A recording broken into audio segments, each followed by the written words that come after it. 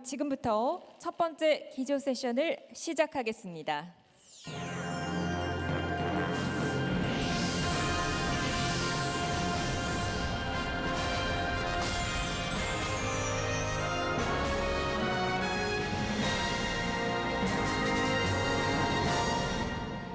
네, 첫 번째 기조 세션은 한계 돌파 기업 틀 바꿔서 세상을 보라라는 주제로 진행되겠습니다. 좌장으로는 전성철 세계경영연구원 회장님께서 수고해 주시겠습니다. 지금 무대에 나와 계시는데요. 여러분 박수로 환영해 주시기 바랍니다.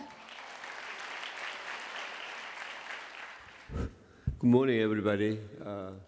I'm very pleased and honored to have this chance to moderate this the first session of this very meaningful global forum, which is my third opportunity to moderate this kind of session here.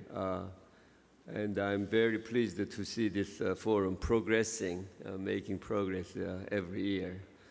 It was for the last 9 years. Today we have three very, very distinguished speakers and who are, I think, are very well qualified and prepared to give you insights to the very interesting topic, which is overcoming our limitations and in a new paradigm, which is, I think, we all need at this very difficult time of the age. We have three distinguished speakers today, whom I will introduce one by one.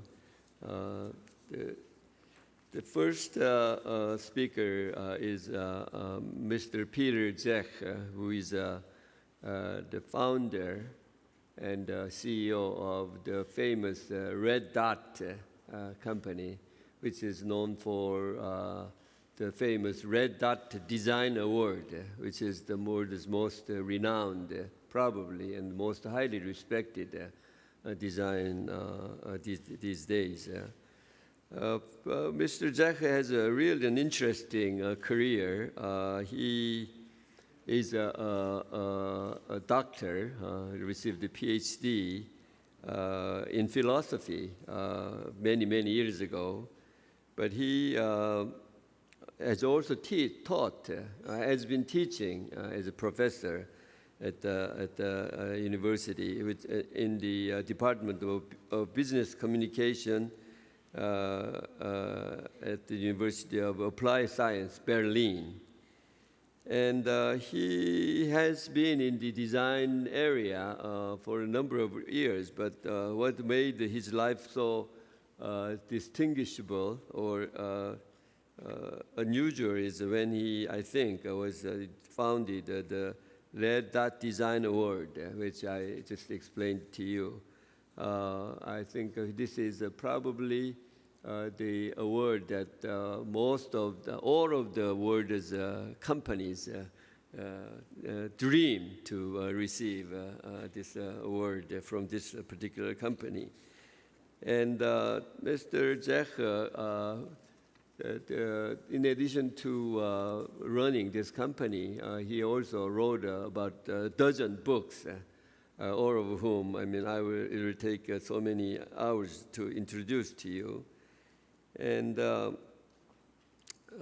he is particularly, I think I should note that the Business Week, the world's famous business magazine, elected him as one of the 20 most creative, unconventional thinkers worldwide, changing the appearance of their companies and creating completely new markets.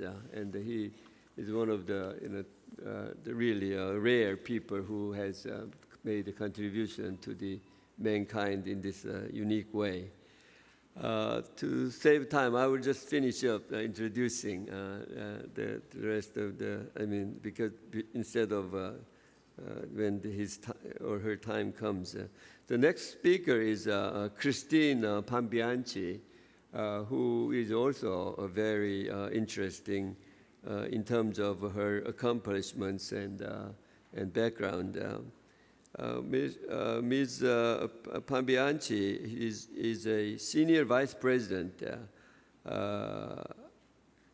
of the famous company Corning Inc., which is has had a long presence in Korea for the last several decades, and made a really remarkable contribution for the Korean economy. This company also has about 35,000 employees around the world and about $9 billion in revenues around the world, which is really mainly for this company is known for its pioneering efforts in terms of developing new technologies in fiber and in other areas. And she is in charge of the entire human resources operations in this venerable company. She received her bachelor's degree from Cornell University, School of Industrial and Labor Relations, and she, as I said, is in charge of the entire HR functions. This company, she has held a number of interesting positions at this company, but managing 35,000 people is not a simple task, making this company so distinguished. She worked for Pepsi company, the famous Pepsi, before she joined Corning, which is interesting because the next speaker, Beba, happened to be from Pepsi.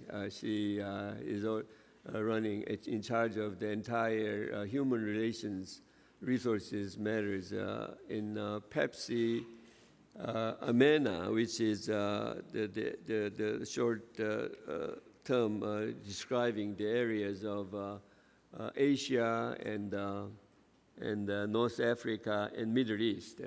She also has about 25,000 people she's in charge of, and she was responsible for the entire Pepsi's entire Asia Pacific operations before she took over this very important position. So the organizer of this forum apparently thought that to overcome the limitations, each individual or each company must consider two elements.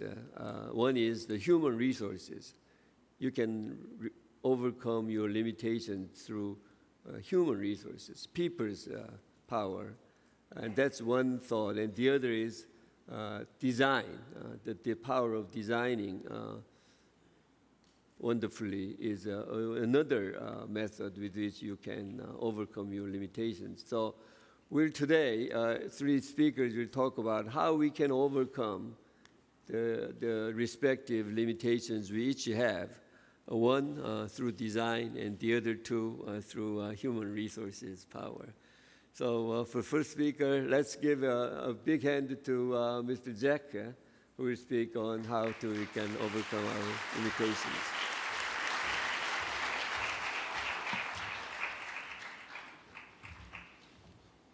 Yeah, good morning, ladies and gentlemen.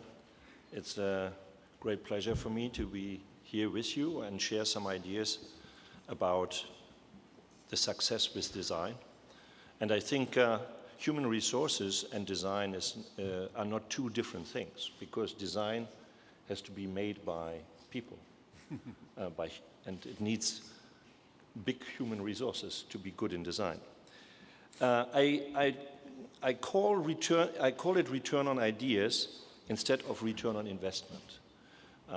Return on investment is a very common term in the business world, but I think money cannot buy success without following a strong idea in no market. If you invest, you always invest into ideas, not in just investments. And if the ideas are very good, then you have a return on these ideas, and it's not just return on money. I give you some examples for this. The very famous and very successful designer Mark Newson, he made this wonderful chair, and he brought it to an auction, and number 10 out of 15 handmade pieces has been sold for, this is not a dream, it's 2.4 million British pounds, this chair. A fantastic idea. It's a piece made by a famous designer, a good investment as well as a good idea. But this is not a design piece, it's an art piece, because it was not made to sit more comfortable, it was just made for the art market, so that people can invest into it. In the year 1859, there was another idea coming to the market, the Tone chair number 40. This has been one of the most successful products in all the times. The Tone chair was following a new idea in the technology, so it was the idea of bending wood with hot steam.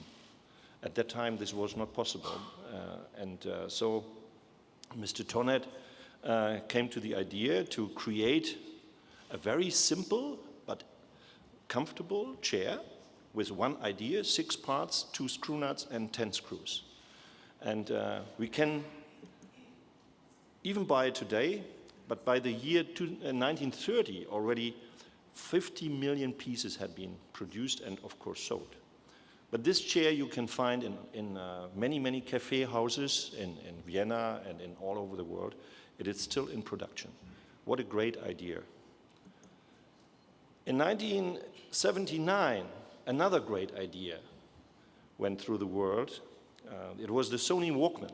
And I remember it very well. At that time, we had strong, very heavy discussions about this kind of product. Many people thought this is an unsocial product because if you're sitting in the subway and you have your earphones popped in, it shows other people you do not want to communicate with them. Or maybe the music is too loud and you disturb the other people. This was a big discussion, and many books were written about this theme. But nevertheless, this was a very successful idea. The first came out on the 1st July in 1979, and it was sold for $150. This idea came from nobody else but the CEO, Akio Morita from Sony, a very strong leader, and he had this idea of making music portable, and as I mentioned, with this little device, he changed our urban lifestyle. So over 500 million portable Walkman were sold, and 200 million of them as cassette players. It was a very simple device, but a very strong idea behind it, and it was a very good return on ideas. Another success story, Matsuda Miyata. In 1979, the head of research and development and design, Kenichi Yamamoto, was thinking about the future of the company. And he was thinking about what car should Mazda make in the future. He discussed this with some journalists, and this gentleman, an American journalist, Bob Hall, he came up with the idea it should be a lightweight sports car. So Mazda hired him, and so he started to work on this idea, strong idea, and he did some sketches. He is a journalist, he is not a designer. So he brought this to the design department, and then the design department made this now very much more fleshed out sketch out of it, but it did not come like this to the market. 10 years later, this idea became reality. And the first 3 generations were such a big success. So they sold 900,000 pieces of this car, and it went into the Guinness Book of Records as the best sold car, a sports car ever. So these are the numbers in the global production from 2090 to 2009, from 1990 to 2009. So 900,000. But what happened later? Good ideas do not stay forever. The Walkman is not any longer among us. Now it's an iPad or iPod. And here we can see what happened after 2009. So the numbers decreased. This idea obviously was over. So Mazda has to think new. And they refreshed the idea, and this year they were awarded for the new model of the Mazda Miata, and with the Red Dot Best of the Best award. This is the highest award you can receive in Red Dot. Idea. Yeah, what's an idea? This gentleman, American architect Louis Kahn, once said, any form of something is the idea of something. And of course we can turn it around and we can say, then any idea of something must be the form of something. So there are billions of ideas every day in our life, but very few of them can really survive. In this room we have so many ideas, but if we are not able to give a form to them, they cannot survive. So this is the relationship between an idea and the form, and it is very important if you create a form that this form is different from other forms, otherwise we cannot distinct. So an idea makes a difference. But the difference is not enough, as Johnny Ive knows, the Apple Chief Design Officer. He said it's easy to be different, but it's hard to be better. So different is easy, but to be better, you need to make products like this. So the iPhone was introduced by Steve Jobs and of course designed by Johnny Ive, January 9th in 2007. And it was a tremendous success because the idea was to make mobile communication much easier. The smartphones before had a keyboard which was fixed in plastic. So you had to always work with your thumb. And I think there is already a sickness called BlackBerry thumb, because many people, managers, especially managers, had to train their thumbs to make very quick emails and so on. This fantastic iPhone changed the world from one day to the other because communication was much easier with this device, and the success is there. So more than 775 million units have been sold until today. So that means we have to stay fresh and keep our ideas fresh. And Apple does this with every new model of this iPhone, and you can see as well the success numbers. It goes up. If we look at the quarterly reports, they have a plus of 90% in the first quarter of this year, and tremendous success. And this is just a success by design. It's not a success that has been made with any other thing. So be different, be better, don't be the same. This gentleman had many, many different ideas, and he went to the leading companies in the household sector, but nobody really wanted to listen. He had the idea of a new vacuum cleaner. And finally, he relied on himself, and so he started to develop his own idea with his own company. And look at this tremendous success. From 2000 to 2014, he increased his turnover from 200 million pounds to 1.4 billion pounds. It's a one-man idea, a company founded by one man, a great leader, fantastic leadership. We can the qualities of design define. First of all, a design must be functional and safe, which these products from Dyson show perfectly. Secondly, a design must be useful and must be usable, very easy. And then the third point is the aesthetic must be there. So it must be desirable or even seductive. So if you compare this van, which does not look like a van, with the old vans, you see obviously that makes a big, big difference, and is much better than the world was before. And finally, we have the fourth quality of good design is effectiveness and also sustainability. This is all there, and have a look at these fantastic products of Dyson. They are standing for big success. He himself says a product is only truly beautiful if it works well, and this is right, I think. So finally, I want to show you some examples for how can design break through and get to better growth as well. The Red Dot Design Award is one of the leading awards in the world. Just in the product design area, we receive entries from 56 countries. This year, in the beginning of this year, we have almost 2,000 participants with almost 5,000 products. And the products come all physically to Germany. We have to unpack them, and we have to really evaluate them. We have judges from all over the world, and they have to do a tough job. Like your Korean friend here, our Korean professor, Ken Na, he is a permanent judge in Red Dot for many years, and he guarantees the quality. So Red Dot has become a quality seal in the world of design. And so we can see that if companies are very successful in the Red Dot Award, then that means they have a high quality.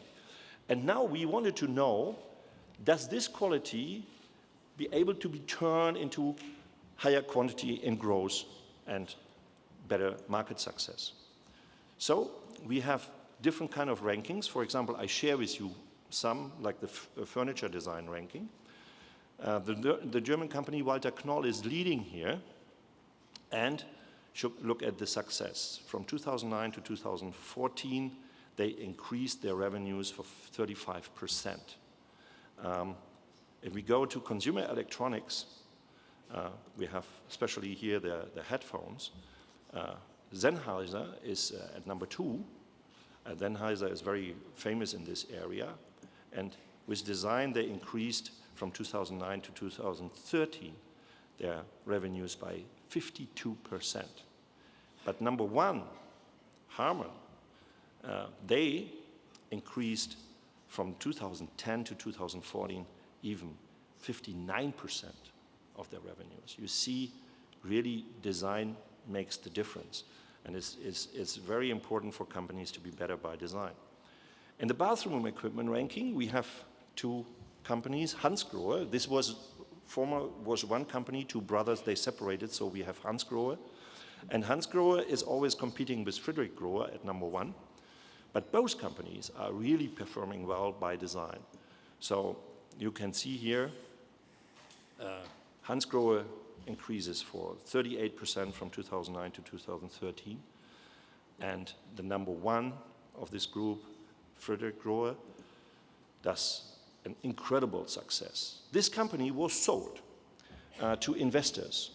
And when this happened in Germany, many people were very concerned that these investors would kill the company at all. You know, normally investors take these companies and then they look what is interesting, and then they make parts out of it, or like they take the parts like of a cake, and then they sell the parts each for each, and tries to make more money by this. But these investors were different. They said, we want to increase the value of the company by better design. So they hired a British designer, and so Paul Flowers was his name, and Paul Flowers hired many talented other designers, and they created this success of an increase of the revenues of 76%. A fantastic story. In the car ranking, the Koreans now will be happy. You see the Kia car here, and Kia ranks in the Red Dot Award at number 3. And look what Kia made. 61% revenues increase in Kia, Because they hired Peter Schreier. Peter Schreier is the new head of design, and he became also president of design for Hyundai and Kia. And now he takes really care on the brand and on the cars, and you can see the success. Mercedes is still successful as well with 56% revenues increase, and the leader in this group is BMW with 50% increase. So, but I'm sure that Kia soon will attack as well Mercedes and BMW, because they are tremendously successful, and it's a fantastic story for this country. Finally, I want to share with you the Red Dot Design Index. Every year, we have a design team of the year. You cannot apply for it. We do a lot of market research, and then we point out a company, and we say, hey, this year you are the design team of the year. These are some of these design teams, and then we were thinking, if these design teams do a good job, then we must see this also in money. And we went through this list of teams, and all the teams which are listed in stock markets, we bought, in imagination, we bought the stocks, and we made our own index.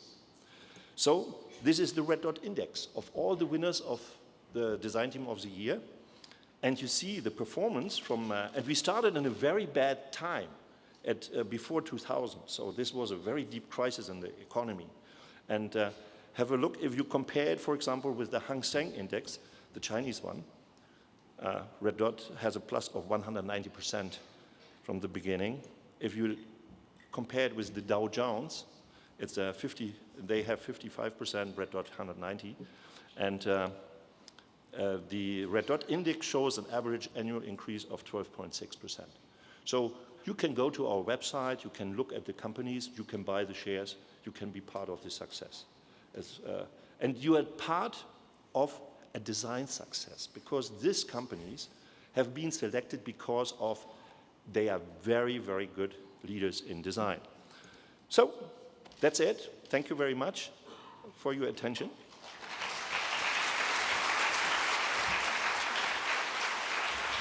Thank you, Mr. Jack. If you have any questions to him, I think you can write it down in Korean or English, which I will, if as the time permits, relate to him at the end of the sessions. I was very impressed with what you said, and I think what you said was that design pays off. That's the message that he's trying to send. And this language, this sentence, that any form of something is the idea of something, that's a very impressive words that I will carry out with me. Okay, next, Christine. Okay, your turn. Thank you so much. Good morning, everybody. I'm Christy Pambianchi, the Senior VP of Human Resources from Corning Incorporated, and I'm happy to have the opportunity to share our story with you about how we have managed invention and reinvention cycles to break through limitations. For those of you that aren't familiar with our company, we are one of the world leaders in specialty materials, glass, and ceramic products. And on the timeline here, you can see some examples of materials we've invented over our 164-year history. A few examples to give you a sense for the kind of products we've invented. Go all the way back to 1879 when Thomas Edison invented light. He actually came to Corning and asked if we could invent a glass envelopment for his electric light, which led to us inventing not only the glass light bulb encasement, but then a manufacturing process to do so on a mass production basis in a technology that's still used today to make light bulbs around the world. Another example is in the 1950s, we invented a glass ceramic material that could go from your freezer to the oven in this extreme temperature change and not crack, and that was called Corningware. In the 1970s, we invented two products that I'm sure you use today in your everyday life. One is optical fiber, which, as you know, has fueled the telecommunications connections around the world, and also the internet and digital era we have today. Also in the 70s, we invented ceramic substrates that helped clean the emissions from gas engines in automobiles. And it was so successful, it was widely adopted and is the key technology in catalytic converters today. And then more recently, we've invented flat glass, which I'll talk about, and then we made hard and durable and damage-resistant glass called Gorilla Glass that is on many smartphones and tablets and other products today. And so over our 160-year history, we've had to invent and reinvent ourselves. And what I'd like to tell you about is one of our most recent examples of when we had to transform the company after a down cycle of an innovation. As I mentioned, we invented optical fiber, and we had a very, very significant boom in our business in the late 1990s into 2000 as the internet economy was growing. But unfortunately, in 2001, we were very negatively affected by the boom and then bust of the internet. And so in 2001, we had to significantly restructure the company because the majority of our profits were being made by optical fiber. At the end of 2004, this is what our reported financials were. We were losing over $2 billion a year in profit. We had a very high debt-to-capital ratio, 41%, and we were losing $1.56 a year on an earnings per share basis. And you could see our workforce was heavily concentrated in the Western Hemisphere, in the United States and Latin America. We had a very small presence in Asia, 13%, also a very small presence in Europe, 14%. So this was our moment of truth to understand, could we break through this paradigm and how were we going to reinvent the company in order to stay in business and stay alive? So to do that, we looked inside our innovation portfolio and we felt we had 3 promising technologies that we could bet on and hope that with tough innovation on these 3 programs, we could revive the company. They were fiber to the home. We knew in the internet crash, it wasn't that the products were wrong, but there was timing and there was the rest of the infrastructure that was missing. So there was sort of an optical fiber superhighway, but you couldn't get off the superhighway to your house and actually use optical fiber for fast downloads to your home. So we decided to invest heavily in optical fiber to the home and the technology and support to bring that vision to life. We then looked at the success we had with gas filter emission cleaning with our substrates and thought we could bring that same thinking to the diesel market, and in particular, the trucking industry. And then finally, we thought at this point in time that fusion glass, or flat glass, had the possibility of replacing the then primary television technology, which was cathode ray tubes. You might remember our TVs used to be this deep and have to be this far away from the walls in our home. And this liquid crystal display invention that we had offered the opportunity to revolutionize displays. And so the innovations we made in those 3 areas paid off. And at the end of 2014, 10 years later, this is the change in the financial outlook of the company. We reported $2.5 billion in profit, approximately, with just under $10 billion in sales. We reduced our debt-to-capital ratio from 14% to 13%, and you can see that we have a positive earnings per share from negative $1.56 to positive $1.73. And most notably, given the theme of this conference, you can see that we increased our employee headcount from 24,000 to 35,000, but we also dramatically shifted where they were in the world. And by the end of that decade, we now had 31% of our organization in Asia. To give you perspective on that, in 2004, we had approximately 2,500 people in Asia. and today we have just under 11,000. So what I'd like to talk about is what was the human resource work required to bring these breakthroughs and this reinvention of the company to life. So we found that there were really 4 keys to our success. We had to hire and build organizations in parts of the world we hadn't operated before. We had to integrate those organizations into Corning's culture. We had to grow local leaders, and we actually had to learn how to operate global leadership teams and organizations. So let me take a moment to tell you about each of those. Here's a picture of 9 of the startup projects that we had in that decade. These are places where we were going to build manufacturing plants to support those 3 technologies that I highlighted. I'd like to tell a story to give you some sense for what the challenges were. In 2004, we went to our board of directors and we secured significant capital to invest in building LCD factories to make flat glass in Taiwan.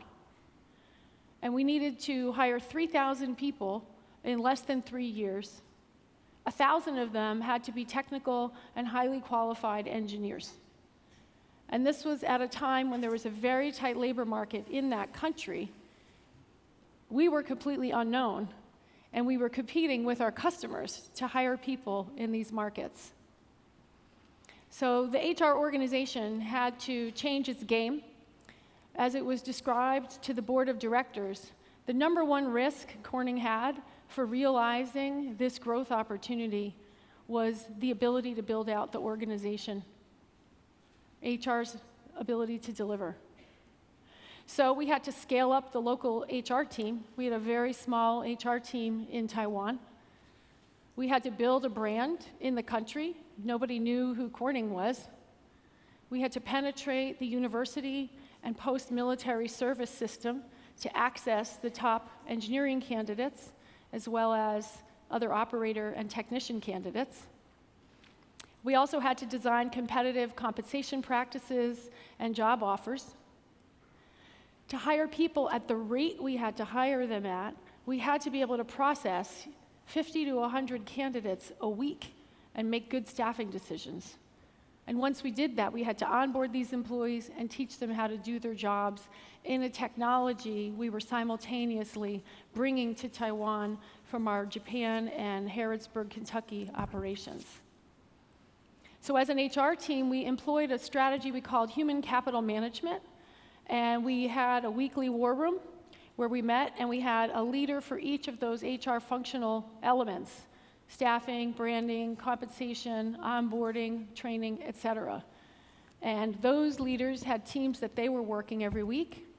And this human capital management process was so successful as we brought Tainan online. We repeated it for Taichung, and then we repeated it for the approximately 20 projects we've managed over this decade to expand Corning's global footprint. Now, once we built the organizations, we wanted to also make sure they became a part of Corning. And for us, that meant deploying our values. We have 7 values that are listed here: quality, integrity, performance, leadership, innovation, independence, and the individual.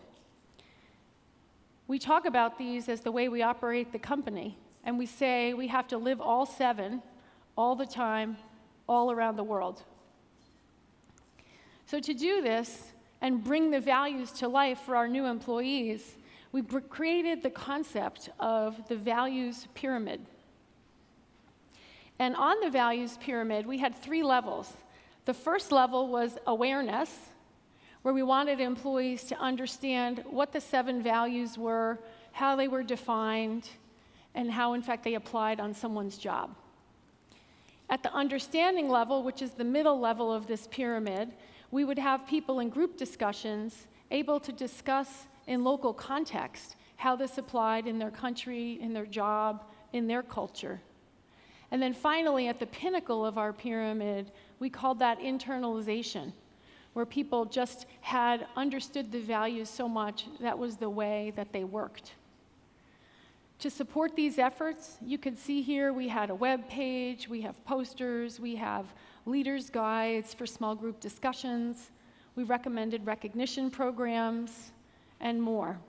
Leadership videos, etc. And now today, if you walk into a Corning facility anywhere in the world, it has a common feel and a common culture, and we think that's been a big part of our success at scaling globally. Next, we wanted to accelerate the development and the transition of leadership to our local leaders. To grow at the rate we were growing, we actually relied heavily on expatriates to bring the businesses online. We would use expatriates for two reasons. One was to bring in a leadership presence and help bring in the Corning culture and the values and establish the critical networks that our local talent needed back with key resources in headquarters or research or other parts of the company. And the second reason we used expatriates was to transfer technology. We were bringing in Corning proprietary assets and engineering processes, et cetera, and we needed those people that invented that to come and bring that technology to life and teach the local engineers how to do that. But we decided we wanted to do in Asia in 5 years what took us 20 years to do in Europe, and transition our leadership as much as possible to local leaders, because we believed that was key to our success in winning in this market, being able to talk to the customers, the employees, and really understand signals in the market about our products. Here you see Corning's traditional leadership modules, and we were actively putting talents through these programs from the Asia region that we were building. But ultimately, we concluded it wasn't enough. We couldn't get fast enough transition of knowledge to our local leaders. And so the team in HR that we had here helped build, with our learning and development organization, a series of custom programs to transition and accelerate leadership knowledge for our leaders in our display business and in our China markets and Japan, where we were doing the most of our expansions. In addition to training, we wanted to make sure that we were actually getting the pull-through of our Asian talent into the leadership jobs in the region. So in 2011, we founded the Asia Talent Council. We identified our top 100 jobs in the region, and then we mapped which ones had Asia talent in them and which ones had expatriates. And in 2011, we had 60% local talent, and we were unsatisfied with that. So we met quarterly, and we worked the plan on each of those openings while we were continuing to grow our business in Asia. So we increased the scope of our top jobs to over 150, and we now have, as of the end of last year, 84% of those jobs filled by local leaders. And we continue to manage this on a by-name basis. And I think this is a great example of the function doing program work and then also doing tactical work to drive what I like to call an outcome measure. And then finally, we had to transform the way we operated our company to work on a global basis. We were used to having teams co-located in Corning, New York, which is a rural town with about 10,000 residents. And we now needed to play on a global scale. So we coined the phrase time, distance, culture. And I'll give an example of what this meant.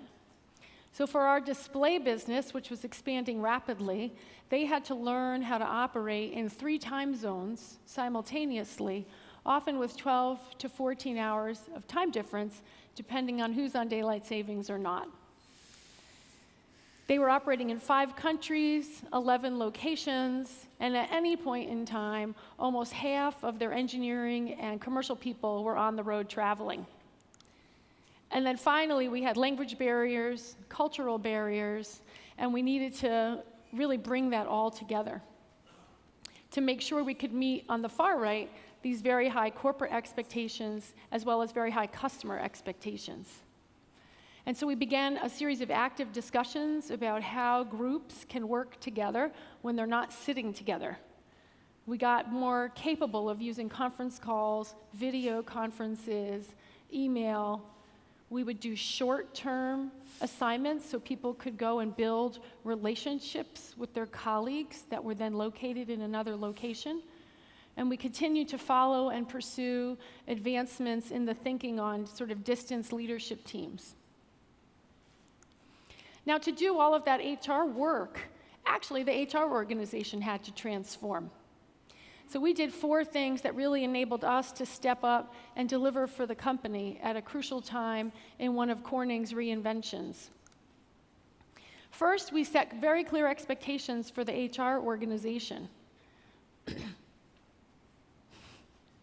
We wanted to make sure people individually knew what their expectations were, as well as collectively what we had to deliver for HR. We could no longer have each country or each division creating and running its own HR processes. We needed to move talent across the company as one company, and therefore all the HR systems had to support that. We needed one way to do compensation, one way to do performance management, one way to do talent planning. The other thing we decided to do was run HR like a business. Why should the staff functions be any different? So we started a very rigorous annual planning process in the same timetable as the business plans, so we could understand the business requirements, any corporate requirements, and any external influences, legal changes, other things that had to be factored into our annual priorities for the following business year. Every year we generate this HR annual operating plan, which is consistent with the way we run our businesses. We have detailed measures that are both process measures and outcome measures, so we know how we're doing in delivering key results to the business. In transforming the company from that very, very bleak situation we were in 2004, one of the key things Corning did was embrace Six Sigma as a quality improvement tool. And for HR, we felt that this was really impactful for us to use this methodology to increase the efficiency and effectiveness of our HR programs and products. The results here you see were generated by the HR function over the 10 years. We saved $42 million. We did over 90 DMAIC projects, which is a type of Six Sigma project. We had 24,000 individual DMAIC projects. And we also did projects that reduced 96,000 work hours. Now that picture of that piece of glass is called the Houghton Award, which has been awarded 4 times in the company's history of this 10-year commitment to the quality initiative, and the HR function won it 3 times. So we're very, very proud, and this methodology has helped us in our journey to run like a business and drive high-quality outcome measures for the company. And finally, we invested in technology. Back in 2003 to 2005, we deployed a single global instance of an HR information system that allows us to capture and track every employee, their pay, their benefits, their information, talent profile, and such. And that is a key enabler to us being able to deliver these services. And we're actually now in a refreshment of that to really gear up for what we're calling HR 2020 and making sure we're keeping up with the very virtual and real-time and transparent tools that our employees are accustomed to using in their personal lives. So how has this reinvention impacted Corning? There's a lot that's the same. We still invent things and make them, right? We operate over 60 factories around the world. We have a very clear strategy framework that's unchanged, and we have our values. However, 2/3 of our people are outside the United States. 50% have less than 5 years of service. The majority of our employees are from the millennial or the Generation X. And all of our work habits have changed dramatically in that period of time. So we like to think about this as a competitive advantage for Corning. We've got this technical workforce that can invent things and make them, distributed in every region of the world, and if we can connect them and they can work together across boundaries, hopefully that will continue to be a way that we can do breakthroughs when we're confronted with challenges. So I ask you to think about whether the talent in your company is a competitive advantage. Do they know their customers firsthand? Can they translate customer needs to the technology organization, or whatever your version of that is? right? Can your technologists invent where other people can't? Can you move fast? And finally, are your people committed to you? Are they engaged? And as we heard earlier, there's some sentiment that employees are disengaged today. We happen to enjoy very high employee engagement, and we think that's one of our big ingredients to success. I'd like to wrap up my story about how we transformed the company from a significant loss situation to our current financial outlook, which is very positive, and talk about the activities we've had here in Korea over the last 24 months. Corning, and you can see on this timeline, has a very long-standing relationship with Samsung. We started a joint venture with them back in 1972. We brought them the cathode ray tube technology as they were bringing their television business online. And this 40-plus year partnership fueled great growth and success for both our companies. In 2014, we took full ownership of the joint venture we had here in Korea with Samsung, and we launched Corning Precision Materials.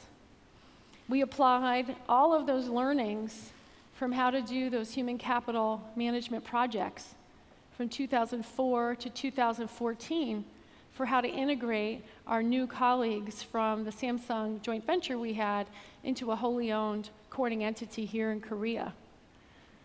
We put a significant emphasis on the values.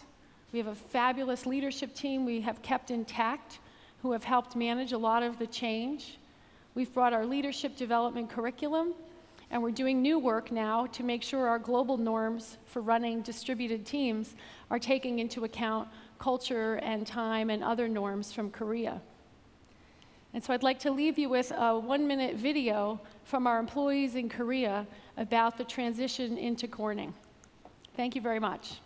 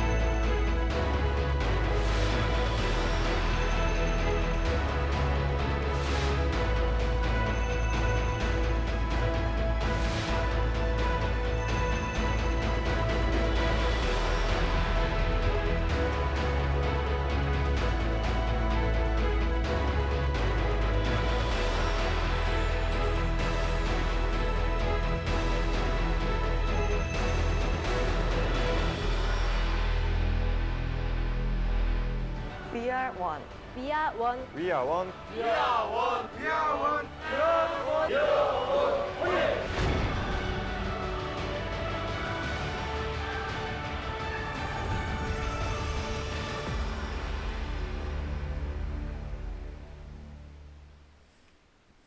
Well, thank you, Christine. I think your speech can't be more suitable for the theme of today, which is breakthroughing our limitations through new paradigm.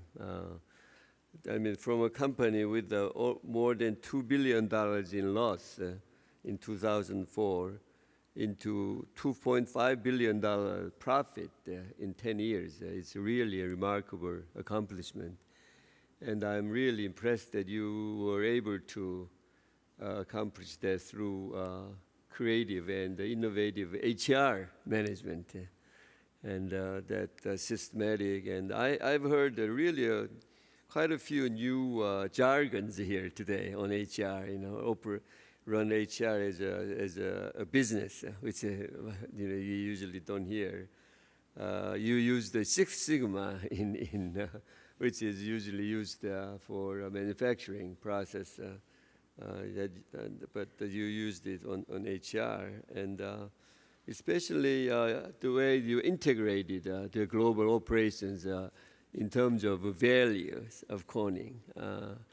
So making it one HR is really a very impressive story that every multinational company should really listen to very carefully.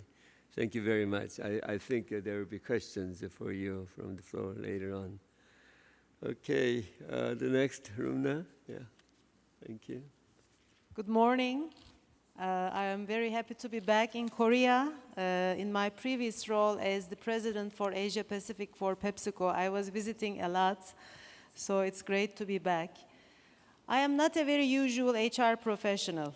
I started my career as an engineer with MBA in marketing, and after that I moved into human resources, sales, and general management. And for 12 years, I did several roles in different parts of the world as general manager and president.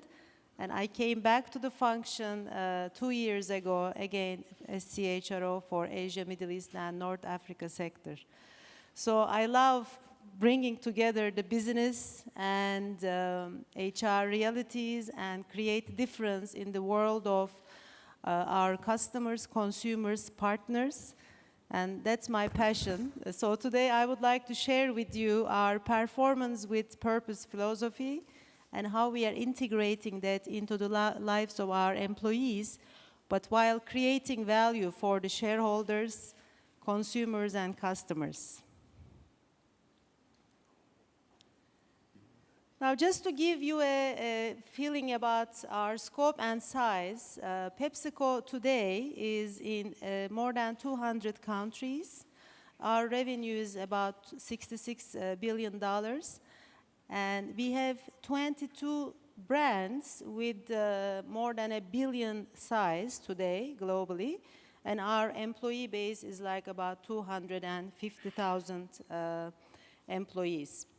So in terms of our categories, we are in the food and beverage, fast-moving consumer goods category. Day to day, I'm sure you are experiencing some of our products. So we have beverages, snacks, and nutrition, which we recently introduced into the mix in the last maybe 10 years more effectively and actively. Now, as we are managing this portfolio and the global business, we have our philosophy since 2007, which is called Performance with Purpose. When our CEO, Indra Nooyi, took the office in 2006, she decided to work together with the senior management and the employees and decided to introduce this philosophy, which is now part of our life and the way we operate. Performance, as you can understand, is creating value for our shareholders. Therefore, it's about growth, it's about innovation, it's about succeeding in the marketplace with great execution. It's about productivity, innovation, and also engaging, of course, employees in this agenda as we are creating value. But as you do this, there are so many external challenges that you have to deal with. Therefore, making sure that we have the purpose agenda with us, and we have 3 sustainability planks. The first is the human sustainability, the second is environmental, and the third is the talent sustainability. These are part of our annual operating principles as well as the strategic goals. Without succeeding in these sustainability areas, we don't believe we can succeed in the long term. Maybe you can succeed in the short term, but not in the long term, because we need to make sure that our portfolio is balanced and offering the right needs for the consumer. Our impact on the environment is minimized, and we can even create, for example, positive water balance. And as we are doing this, globally managing our workforce, of course, the local talent, diverse and inclusive environment, and a safe environment for our employees with global careers. That's something we can offer very effectively. And I am proud to say that looking at my own background, moving between functions and geographies, that's true. We can offer global careers. And in today's world, actually, that's the power of the companies, where they can create value with their global workforce, but still, of course, appreciating the power of the local talent and diverse talent. Now, if you look at the human sustainability for a food and beverage company, it means actually managing your portfolio and creating the right products in line with the needs of the consumer. In today's world, of course, nutrition is becoming a very, very important area. And since 2010, we have commitments around increasing the nutritious portfolio elements in our mix. Therefore, from the fun for you products, better for you products, moving into more for the good for you products, meaning that we can create differences in the lives of people with Quaker oats, Tropicana juices, but this is very important for us also to change our workforce mix in terms of adding nutrition scientists in R&D and making sure that our marketing teams can really effectively communicate with the consumers, with the mothers, shopkeepers, in a way, gatekeepers. So that's very important to change the mix of our employee base with this understanding that we can succeed in nutrition business. And accordingly, if you look at, for example, the Quaker portfolio and Tropicana portfolio today, we have a lot of new markets joining the group. But as they are joining, it's not only applying the rules of the US Quaker success. It is different. It's making it relevant for the consumer. Very recently, we launched, for example, value-added dairy product in China. It is developed by our R&D teams in China, local teams, with the support of the global R&D from Chicago and US. But the important thing is really to understand what the current Chinese consumer is looking for. And similarly, we have launched, for example, Quaker soups in Middle East. And it is very different than what US is actually today looking at Quaker as oats. In the Middle East, oats is being used actually to make the product thicker, the soup in Ramadan, which is a festive season.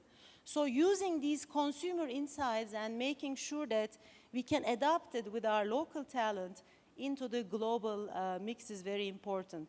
So in this sense, HR is playing a very critical role to identify the right talent and making sure that we have annual goals and long-term goals in our objectives to drive a balanced portfolio and success in the nutrition business. The second area is environmental sustainability, how we can really minimize our impact on the environment as we are operating around the world with more than 200 countries. This is about water usage, energy usage, and also about waste decrease. And as we are doing it, water is a big one.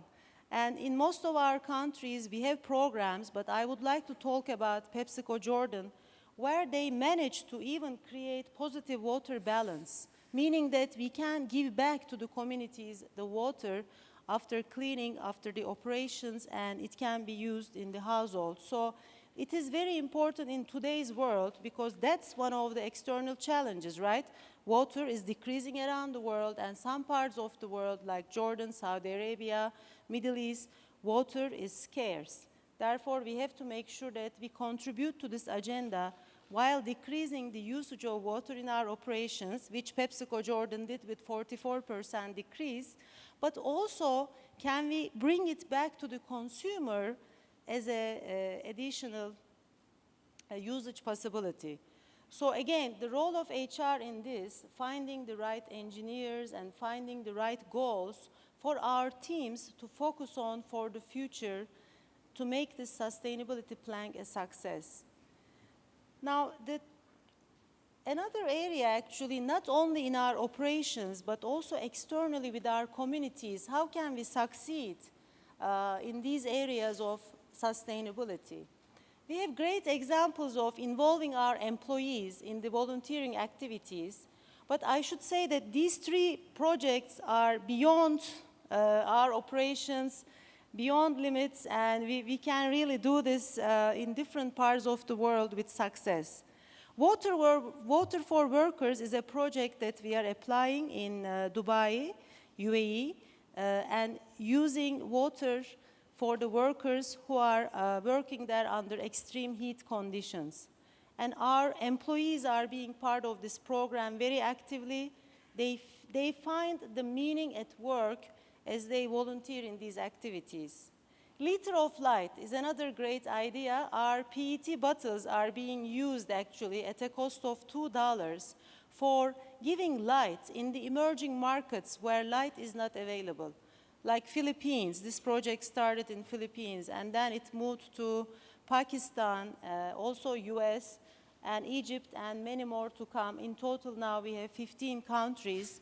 And again, this is a volunteer activity where our employees are also participating, but finding meaning at work in today's world is becoming more and more important. And making this in line with our overall goals and performance with purpose is something we are very keen to look at. Water Hope, another very important project which started in Philippines and today also in Vietnam, we are making sure that people in these emerging markets, they have safe drinking water. And we are opening the water stations, and the dealers, sellers can take the water to the households at a cost. And 95% of these dealers are actually women. Therefore, we are creating opportunities for them as entrepreneurs. Why these projects are important? As I said, involving our employees in the community activities that are meaningful, and also for them to find meaning at work. In today's world, especially for millennials, we know that we have to create that meaning at work. It's becoming more and more important. Now, moving to the talent sustainability, it is very important for us to have a diverse and inclusive environment and a safe environment in PepsiCo. So diversity, of course, may have many meanings, but we in Asia, Middle East, North Africa determine diversity in 4 groups. The first is the gender diversity, which is very important for us because 80% of our shoppers are women. They have to be represented in the workforce, in the decision-making roles, and we have to make sure that in our overall supply chain, we have women suppliers, we have women in partners, and women in our executive and employee population, as well as in the community activities. So this is number 1. Number 2 is the millennials. We would like to have more young talent in our organization because they are, of course, again, consumers, but they will bring us the new trends in the marketplace. It's about technology, it's about design, it's about creativity. We need more millennials in our organization, but also in the decision-making roles. So how do we make this available is our second critical diversity focus area. The third one is the localization.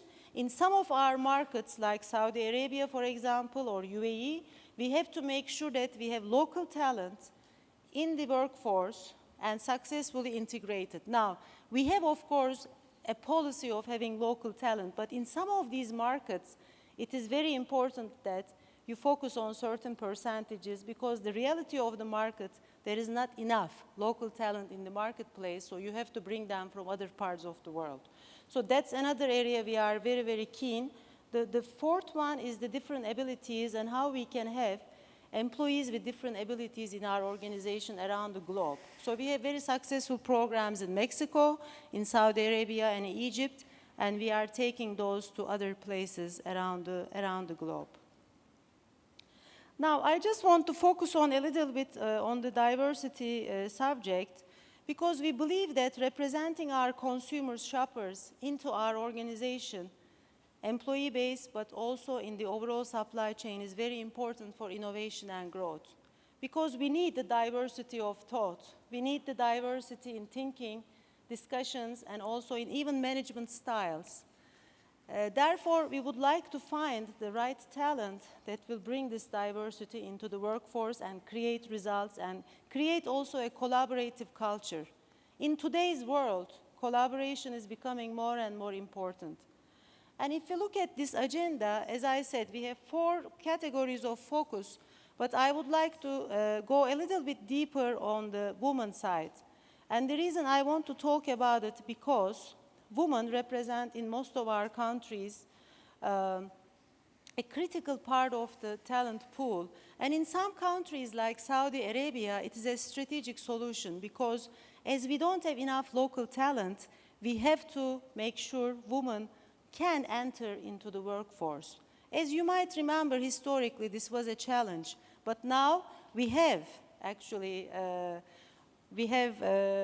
challenged that, and we have now women employees in the front line, in our factories in Saudi Arabia, in our offices in Saudi Arabia, so we can succeed together, and they have a safe work environment. In Pakistan, again, a very difficult culture. We have a child care center in our offices and factories, so they can come happily with their kids and making sure that they can work, especially mothers, and go back home with a clear mind. And there are many other examples, and recently, yesterday, actually, I received an award for PepsiCo China because their executive woman ratio today is about 53%. So I believe in Korea also, we would like to see more of the women in the leading positions and in the growth of the economy to create shareholder value for our businesses. Now, if you move into the talent sustainability for the communities and the new markets we entered. About 3 years ago, we re-entered the Myanmar market. It was actually restricted for many years. As we were re-entering, of course, we have found a great partner to work with. And in this situation, it was our Korean partner, Lotte, that we are investing together in Myanmar. But another matter we noticed that the capability in the marketplace with the local talent was limited. Therefore, we decided to invest in the talent development and business skill development together with UNESCO and also with the Ministry of Education, and we created this public and private partnership in education. Our center opened in 2014 proudly, and this year there will be about 1,000 students benefiting, or graduates actually benefiting from this center. And this center is not to have employees for PepsiCo. This center is to develop the Myanmar talent so that they can find jobs when companies enter into this market and start investing. So it is not only for us, but for everybody who will enter into this market. And we are actually looking for other companies to join this effort because there are 150 universities in Myanmar, but it is not enough for these graduates to have the right business skills and understanding to compete in today's world. Therefore, we have a responsibility, and we believe with other companies, we can invest in such markets and bring the local talent to a better level. So that's a great example, and I personally feel very proud as a company to be looking and investing in such areas. But more importantly, actually, it is an area where you collaborate with the government, you collaborate with an NGO, and you create, again, great results and value for the communities and for talent and people. Now, as I said, performance with purpose is very important for our employees. Because as you can imagine, we are working very hard to perform, to grow, to deliver results every quarter and every year. As we are doing it, finding meaning at work is very important. And finding meaning comes together with all these sustainability planks. Changing our portfolio, diversifying our portfolio, creating more nutritious products for our consumers, children, families, then minimizing our impact on the environment, and then having the right, diverse, and safe workplaces for our employees. So it's very important to link all these sustainability parts into our performance management system. Therefore, our performance management system today is actually covering short-term results and long-term results. In the short term, of course, you have to deliver results and you have to be rated or accordingly evaluated. In the long-term results, it's about investing in new markets, investing in new categories, investing in nutrition, making sure you have the right environmental sustainability KPIs, productivity KPIs for the long term, and also investing in talent, developing others, developing yourself. So that's the way we approach to the performance management, which is totally integrated to the performing with purpose or performance with purpose. So that's for us an integral part of our life. And I was actually in World Economic Forum last week in Abu Dhabi. I am part of the Global Agenda Council for Future of Jobs. What we discussed there was very important, and there were 4 strategies which I thought will be very important for the future of human resources and talent management.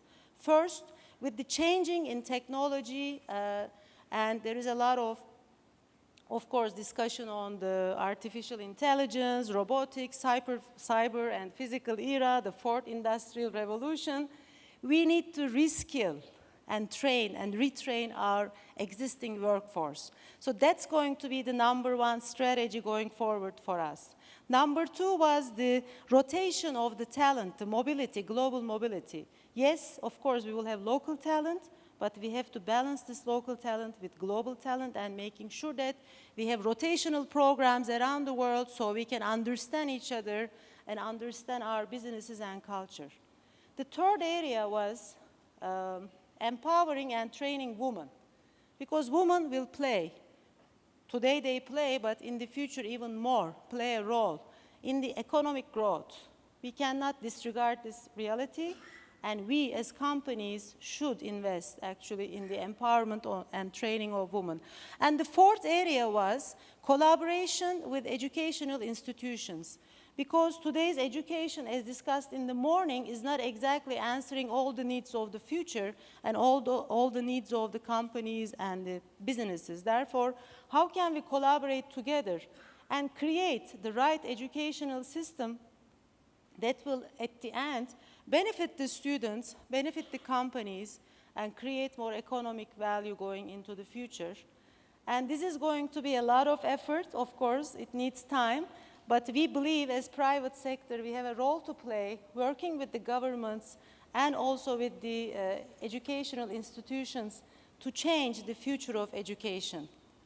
So with that, I would like to say thank you for listening to me. Kamse Hameda. Thank you.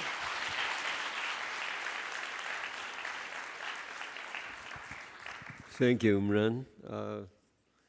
I think you have covered a very important feature, aspect of HR management, which I think is value-based management.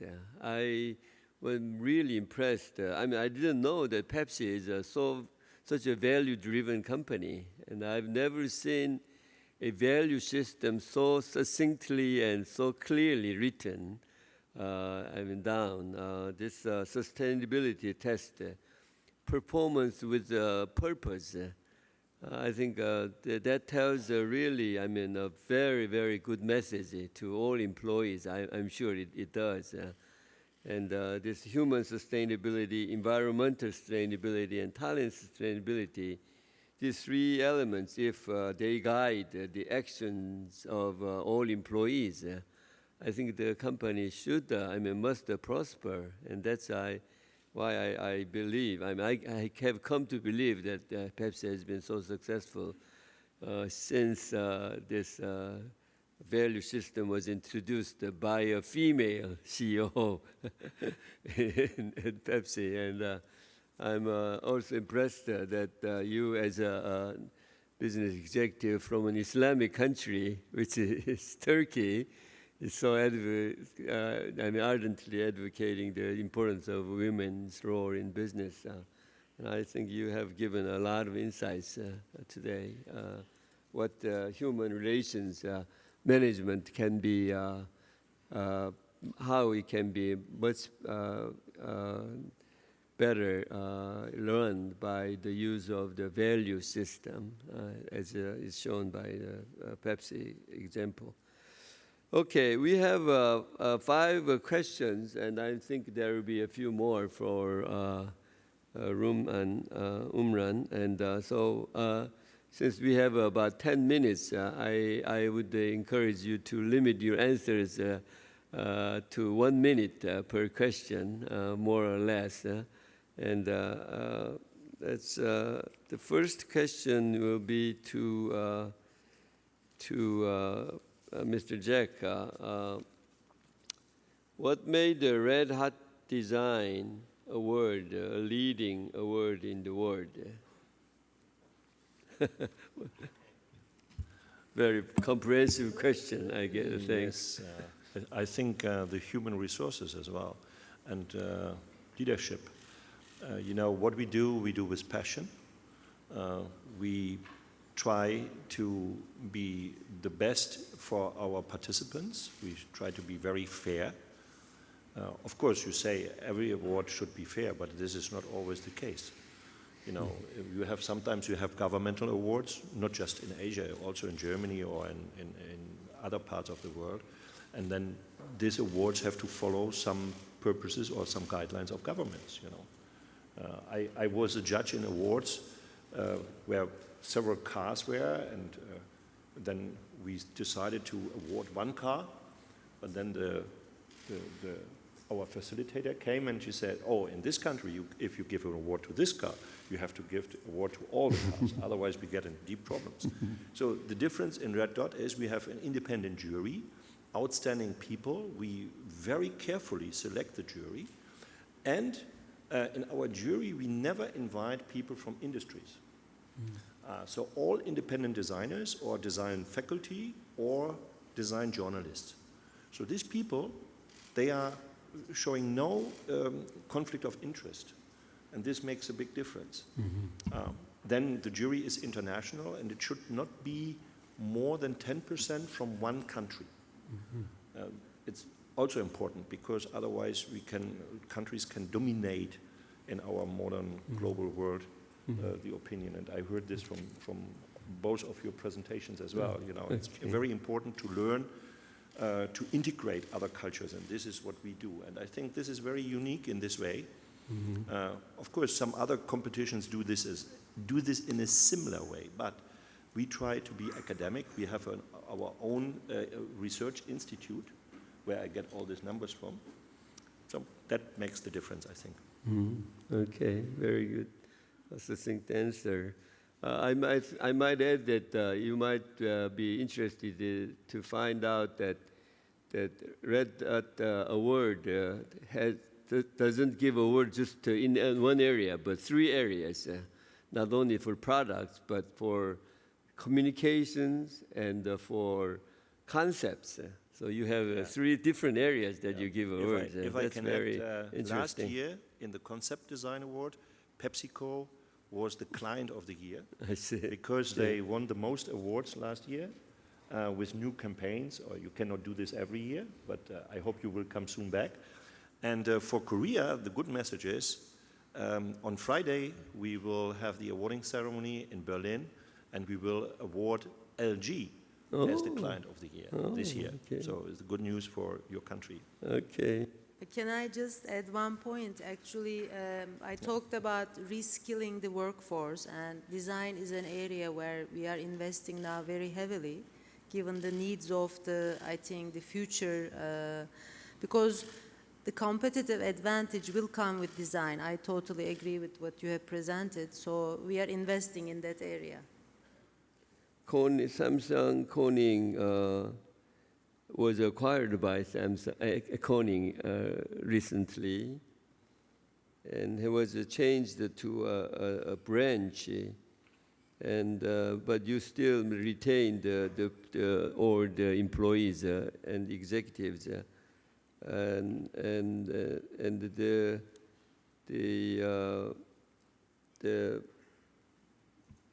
this is hard to read, but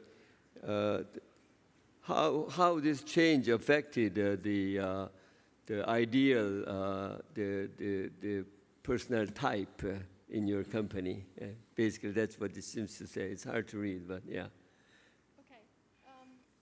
Okay. I think I understand the question. So the question, as I understand it, is how has all of this change affected the personality in the company? Mm-hmm. Yeah, right. Okay. So I think that one of the things we've tried to do is have the thread of the values be consistent globally, so that we have kind of a common understanding of how we want to interact with one another and the way we want to uphold what Corning stands for. And then at the same time, we want to have the local organizations thrive and bring their expertise to bear in the markets that they're in. And so I think we've had a really rich evolution over the 10 years that I've really enjoyed watching the organization grow up in other parts of the world. We're getting product ideas, customer relations, strong employee development ideas from each of the new operations that we have. And so I think, if anything, it's diversified the amount of ideas and perspectives we have, which are helping keep us relevant in the global economy today. Okay. The second question is, it is well known that the companies in China have especially high rate of turnover. In China, what do you do to raise the retention rate?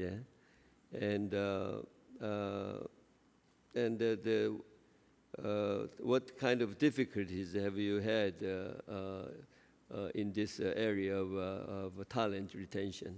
Okay, great. Thank you for that question. So actually, contrary to some of the other thoughts earlier this morning that were presented, that companies don't want to keep their talent long term, actually we have a very overtly clearly stated talent philosophy that we want to hire people and have them spend their whole career with us. And we talk about the process we use to invent and bring new products to market and how it requires deep technical, manufacturing, or customer expertise, and we can't afford to have that turnover. And so we build and talk to our employees about having a career with us. As a result of that, we have typically, last year on a global basis, our turnover of salaried employees, including Asia, the United States, Latin America, Europe, was just under 5%. And so it was 3% in the United States and places here like Korea, and just under 7% in Taiwan and China. And when we ask our people, why do you stay with us? So we understand what we're doing right that we could keep doing and what we're doing wrong that we should improve. They talk about, they understand, how their job adds value to the company and what the things are, how the products and the things they're working on connect to the world, much of what I feel Umran also spoke about. And they have access to leadership, and they think what they do matters. And so I think those things are so much more important than pay and titles, which is what gets written up in all the articles, that people care about pay and titles. But in the end, they want to know that what they do makes a difference because they dedicate most of their life to their work. Okay, good answer. It is said, many times that HR within a company should be a strategic partner to management. Do you really think that HR can be a strategic partner to the CEO? And what would be the indicator showing that? And the next follow-up question is that what you've said, the tremendous or glorious accomplishments or at the Corning you showed, can you say confidently that it is really the result of HR performance or any other factors? Yeah. Okay, well, first I think absolutely HR can be a strategic contributor to a company. And in particular, if talent is the differentiator to your business, then it has to be. I think you heard from all three of us, you can't do design without people. You can't touch all of those consumers and have products and nutrition and go into every market in the world without people. And we can't invent our technology without people. And the higher up you go in the company, if you're a CEO, there's only one or two levers you control. You control what people you put running the operations and your jobs in your regions, and you control the capital allocation. And so most CEOs ultimately come to the conclusion that one of the most important decisions they make every day is what talent decisions they take on. Just in the interest of time, the second question, the second part of the question was on can HR really make a difference? So I hope from the stories you heard today, you would conclude, yes, it does. We can't convince technical degreed folks around the world to come work for our company unless we're doing a good job. and they won't stay and help us continue to run the company unless HR is doing a good job. And I think where HR is doing a good job, you have environments that are very different than the one we heard described in the morning session, where leadership is failing and people hate their jobs and they're not engaged. I think companies that do value HR and do the kind of work you heard talked about on this panel enjoy a different relationship with their workforce. Okay, I was requested to be punctual in ending this session, and we have just met the target now. Okay, so I hope you have gained some insights, many insights from today's session, and I really feel that you did. But thank you for you three gentlemen and ladies, and we will conclude at this moment. Thank you very much.